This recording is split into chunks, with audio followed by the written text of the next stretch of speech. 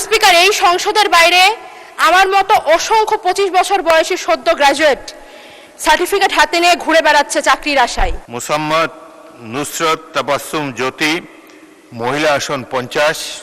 আপনার সময় 5 মিনিট। ধন্যবাদ মাননীয় স্পিকার। আজকে প্রথমবারের মতো মহান জাতীয় সংসদে বক্তব্য রাখছি। শুকরিয়া আদায় করতে চাই মহান সৃষ্টিকর্তার, কৃতজ্ঞতা জানাচ্ছি আমার পরিবার, আমার দল এবং আমার সহযোদ্ধাদের প্রতি, এবং গভীর শ্রদ্ধার সাথে স্মরণ করছি বাংলাদেশের মহান স্বাধীনতা সংগ্রাম থেকে শুরু করে জুলাই গণ অভ্যুত্থানের পর্যন্ত যতজন মহাত্মা দেশপ্রেমিক এই দেশের সার্বভৌমত্ব রক্ষার জন্য প্রাণ দিয়ে গেছেন, তাদের সকলের জন্য মহান আল্লাহ তাআলা তাদের সর্বোচ্চ মর্যাদায় ভূষিত করুক, তাদের আত্মার মাগফিরাত কামনা করছি। মাননীয় স্পিকার, আজকে 2026-27 অর্থ বছরের বাজেট অধিবেশনের বক্তব্য দেওয়ার জন্য এখানে দাঁড়িয়েছি। আমি আমার বক্তব্যের শুরুতে আমার কিছু কথা বলে নিতে চাই। আমি ঢাকা বিশ্ববিদ্যালয় থেকে অনার্স মাস্টার ডিগ্রি শেষ করেছি। যদি ছাত্র জীবন থেকে রাজনীতির সাথে সংযুক্ত না থাকতাম, যদি জুলাই গণ অভ্যুত্থানের মতো ঐতিহাসিক ঘটনার অংশ না হতাম, কিংবা যদি আমার দল আমাকে মনোনীত না করত, তাহলে হয়তো আজ আমি এই সংসদে দাঁড়িয়ে থাকতে পারতাম না। মাননীয় স্পিকার, এই সংসদের বাইরে আমার মতো অসংখ্য 25 বছর বয়সী সদ্য গ্র্যাজুয়েট সার্টিফিকেট হাতে নিয়ে ঘুরে বেড়াচ্ছে চাকরির আশায়। দেশে চাকরি নেই, ব্যবসার সুবিধা নেই, কৃষিকাজের জন্য পর্যাপ্ত জমি নেই, বিসিএস ছাড়া অন্য কোনো পেশায় মান সম্মান নেই। মাননীয় স্পিকার, পুলিশ হেডকোয়ার্টারের তথ্য অনুযায়ী বাংলাদেশে গড়ে প্রতি বছর আত্মহত্যার হার 11,000-এর অধিক, যার মধ্যে প্রায় 65%ই তরুণ তরুণী। মাননীয় স্পিকার, শিক্ষার্থীদের জন্য সরকারের নানান প্রকল্প রয়েছে, ভর্তুকি রয়েছে, আর চাকরিজীবীদের জন্য রয়েছে পে স্কেল, বোনাস, কিন্তু এই সমস্ত বেকার যুবক যুবতীদের জন্য রয়েছে শুধুমাত্র অবমাননা, অবহেলা, অসম্মান। এমনকি যে বাজেটকে বলা হচ্ছে স্বপ্ন দেখার বাজেট, যে বাজেটের দর্শন নাকি সবার আগে বাংলাদেশ, এই বাজেটেও এই অবহেলিত গোষ্ঠীর জন্য নেই কোনো সুস্পষ্ট রূপরেখা। মাননীয় স্পিকার, এই সংসদে আমি কার প্রতিনিধিত্ব করি? এই সংসদে আমি সেই সমস্ত তরুণদের প্রতিনিধিত্ব করি যারা স্বপ্নবাজ, যারা বুকে দেশপ্রেম। আসল ফল থেকে তৈরি, সম্পূর্ণ প্রিজারভেটিভ মুক্ত ফ্রুটিকা, পিওর মানে ফ্রুটিকা। হাতে সার্টিফিকেটের গোছা আর কাঁধে পরিবারের বোঝা নিয়ে দেশ নিয়ে চিন্তা করে যাই, দেশের মাটিতেই থাকতে চাই, দেশেই কিছু করতে চাই। মাননীয় স্পিকার, এই দেশ তাদেরকে কোনো সামাজিক অর্থনৈতিক নিরাপত্তা দিতে পারে না। তাদের নাগরিক হিসেবে আত্মসম্মান রক্ষায় কোনো ব্যবস্থা নেই, কোনো প্রস্তাবনা নেই।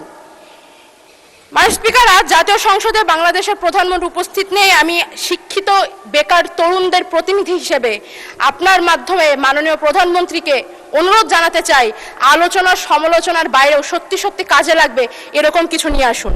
এই বিপুল কর্মক্ষমতাকে কাজে লাগানোর জন্য আমি কিছু প্রস্তাবনা রাখতে চাই। বর্তমানে সরকারি চাকরিতে শূন্য পদের সংখ্যা 4 লক্ষাধিক। সরকারি অফিস আদালতে পর্যাপ্ত লোকবল নেই। এই ক্ষেত্রে স্থায়ী জনবল নিয়োগের আগ পর্যন্ত চুক্তিভিত্তিক অসচ্ছল ও মেধাবী শিক্ষার্থীদেরকে অগ্রাধিকার ভিত্তিতে পার্ট টাইম কাজের সুবিধা করে দেওয়া যেতে পারে।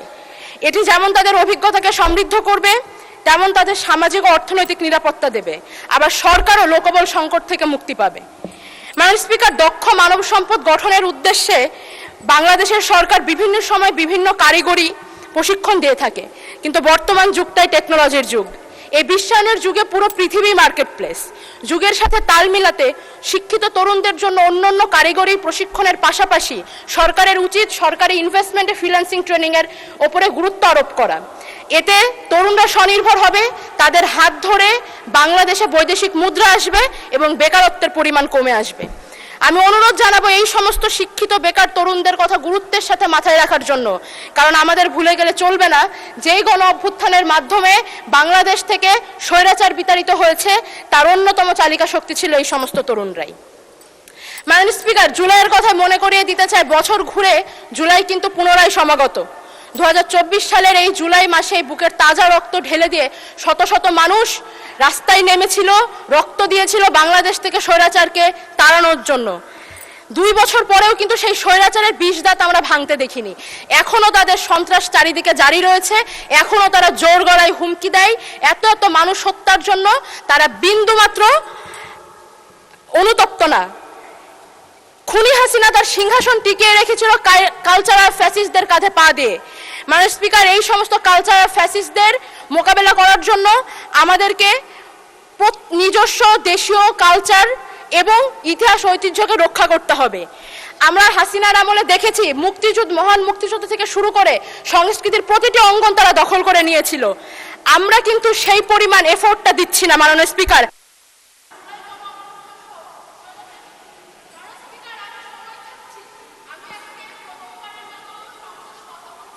আচ্ছা, আপনাকে 2 মিনিট দেওয়া হলো, 2 মিনিটে শেষ করুন। 2 মিনিট পর্যাপ্ত নয়, আমি অন্তত 3 মিনিট সময় আমাকে দিতে হবে। আচ্ছা বলেন। আমি প্রস্তাব রাখছি জুলাই গণ 3 মিনিট অভ্যুত্থান দেন ওনাকে। আমি প্রস্তাব করতে চাই জুলাই গণ অভ্যুত্থান সহ স্বাধীনতা পরবর্তী ফ্যাসিবাদ বিরোধী প্রত্যেকটা আন্দোলনের স্মৃতি ও চেতনাকে রক্ষার জন্য বাজেট বরাদ্দ দেওয়া হোক। রাষ্ট্রীয় অর্থায়নের নাটক, চলচ্চিত্র, চিত্রাঙ্কন প্রতিযোগিতার মতো আয়োজন করা হোক এবং একই সাথে এই বাজেটে বাংলাদেশের লোক সংস্কৃতিকে সংরক্ষণ করার দিকে বিশেষ গুরুত্ব দেওয়া উচিত। মাননীয় স্পিকার, আমি সংক্ষিপ্ত করব। জুলাই গণ অভ্যুত্থানের পর নতুন বাংলাদেশের আমরা যে স্বপ্ন দেখি, সেই স্বপ্নে প্রাণ ও প্রকৃতির প্রতি দায়ভার আমরা বোধ করি। আমাদের বাংলাদেশে রয়েছে পৃথিবীর সবচাইতে বৃহত্তম ম্যানগ্রোভ সুন্দরবন, যা উপকূলের পাহারাদার হিসেবে প্রতি বছর আমাদেরকে প্রাকৃতিক দুর্যোগ থেকে বাঁচায়।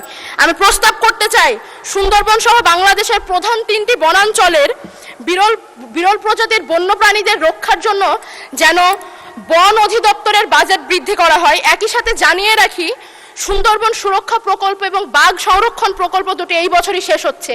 পুনরায় সকল বন্য পশুদের রক্ষার জন্য একটি যেন সুন্দর প্রকল্প নেওয়া হয় এবং প্রাণ ও বৈচিত্র্য গবেষণার দিকে বিশেষ গুরুত্ব দেওয়া হয়।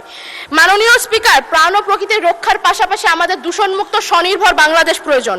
স্বনির্ভরতার লক্ষ্যে চালিত বাংলাদেশের শিল্পোৎপাদন সহ অন্যান্য সকল অর্থনৈতিক কর্মকাণ্ডের প্রধান চালিকা শক্তি হচ্ছে নিরবিচ্ছিন্ন বিদ্যুৎ।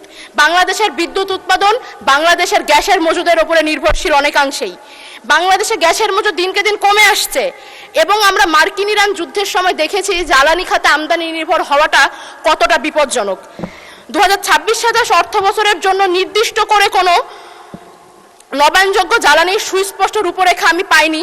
2030-2050-এর দুটি লক্ষ্যমাত্রার পরিকল্পনা আমি দেখেছি, কিন্তু এই বছরের জন্য আমি প্রস্তাব করতে চাই বাংলাদেশের প্রত্যন্ত অঞ্চলের আর্থিকভাবে অসচ্ছল পরিবারগুলোতে রুফটপ সোলার প্যানেল বিতরণ কিংবা ভর্তুকি মূল্যে বিক্রয়ের ব্যবস্থা করা যেতে পারে। এছাড়া উপজেলা ইউনিয়ন পর্যায়ের সরকারি অফিস আদালতগুলোতে সোলার বিদ্যুৎ ব্যবহারের মাধ্যমে জাতীয় গ্রিডের উপরে চাপ কমবে। মাননীয় স্পিকার, আমি আমার সর্বশেষ মিনিটটি ব্যবহার করতে চাই আমার নির্বাচনী আসনের দুটো কথা বলে। আমি সীমান্তবর্তী এলাকায় জন্মগ্রহণ করেছি মাননীয় স্পিকার। আমি কুষ্টিয়া জেলার দৌলতপুর উপজেলার মেয়ে। আমার উপজেলাতে আমার নির্বাচিত সংসদ সদস্য রয়েছেন, কিন্তু আমি যে দাবিটি করতে চাই সেটি আমাদের দৌলতপুরবাসীর প্রাণের দাবি। দৌলতপুরের সীমান্তবর্তী এলাকা প্রাগপুর এবং ওই পাশের শিকারপুর, এই স্থলবন্দরটি গত 1 যুগ ধরে আমরা চেয়ে আসছি।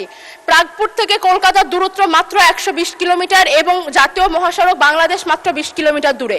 এখানে স্থলবন্দর প্রকল্পটি গত 1 যুগ ধরে আটকে আছে। এই প্রকল্প বাস্তবায়ন করতে সরকারের খুব বেশি অর্থ বরাদ্দের প্রয়োজন নেই। মাননীয় স্পিকার, আমি অনুরোধ করছি পদ্মা নদীর ভাঙনে ক্রমাগত ভাঙনে নিঃস্ব হয়ে যাওয়া একটি বৃহত্তর জাতির কথা চিন্তা করে আমাদের জন্য স্থলবন্দরটি দেওয়া হোক মাননীয় স্পিকার। একই সাথে আমার উপজেলার সম্মানিত সাংসদ এর আগেও